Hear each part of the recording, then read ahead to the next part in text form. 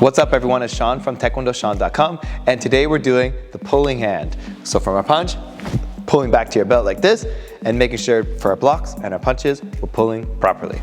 Check it out.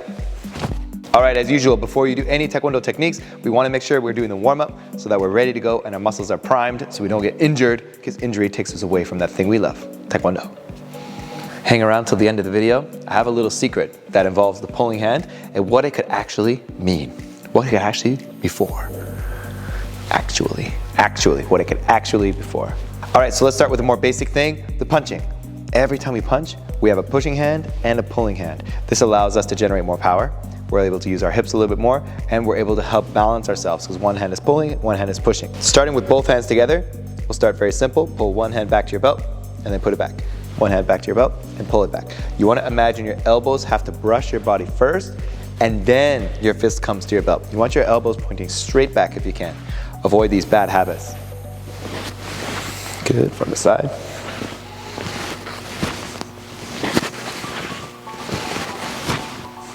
Very nice, and then when you get better, we speed it up. So from here,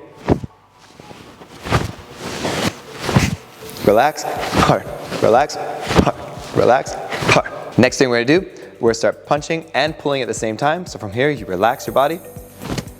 Now this fully extended arm and my pulling hand have to reach their destination at the same time.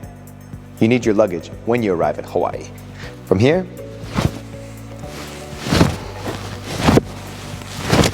now, if you're punching with more power than you're pulling, the problem is it's gonna be unbalanced. So you wanna make sure whatever power you're pulling with is the power you're punching with, or if you're punching with too much power, you need to work on your pulling.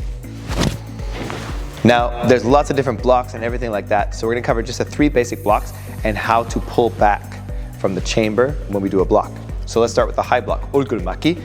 I have my arm here on the inside, I go around it and up, and this hand pulls back to my belt. So one force is going up and the other force is going down, and it allows me to generate a lot of force without losing my balance. So from here, relax, and then, now again, just like the punch, you have to relax, and then strong, relax, and both reach their destinations at the same time.